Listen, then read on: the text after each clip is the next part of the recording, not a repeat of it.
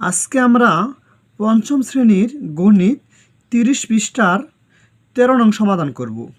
একজন শ্রমিক 5 দিনে 3125 টাকা আয় করেন। 3 সপ্তাহে তিনি কত টাকা আয় করেন?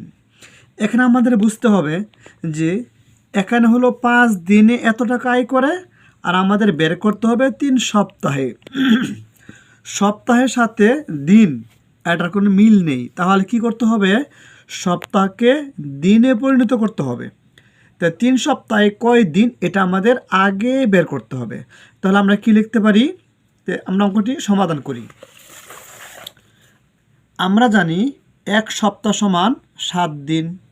তাহলে আমাদের প্রশ্নে ছিল 3 সপ্তাহ, অতএব 3 সপ্তাহ সমান 7 গুণ 3 21 দিন। তাহলে আমাদের প্রশ্নে ছিল যে একজন শ্রমিক 5 দিনে 3125 টাকা আয় করে। আমরা লিখলাম একজন শ্রমিক 5 দিন আয় করে 3125 টাকা। অতএব একজন শ্রমিক একদিনে কত টাকা আয় করবে? 5 দিনে যত টাকা আয় করে একদিনে অবশ্যই কম আয় করবে। যেহেতু কম, তাহলে হবে অঙ্কটি ভাগ। তাহলে 3125 ভাগ 5। 5 দিয়ে যদি আমরা ভাগ করি, 31-এর মধ্যে যাবে 6 বার, 5 6 30, 1 12, 12 মধ্যে যাবে 2 বার, 5 দুগুণে 10, 25, 5 5 25, 625 টাকা।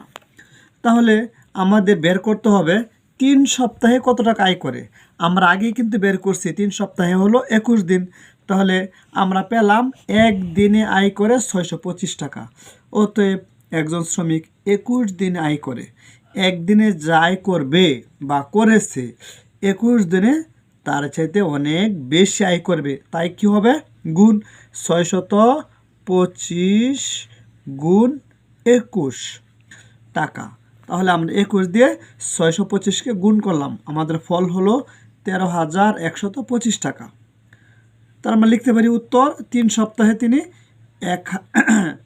13,125 টাকা আয় করেন। ধন্যবাদ সবাইকে।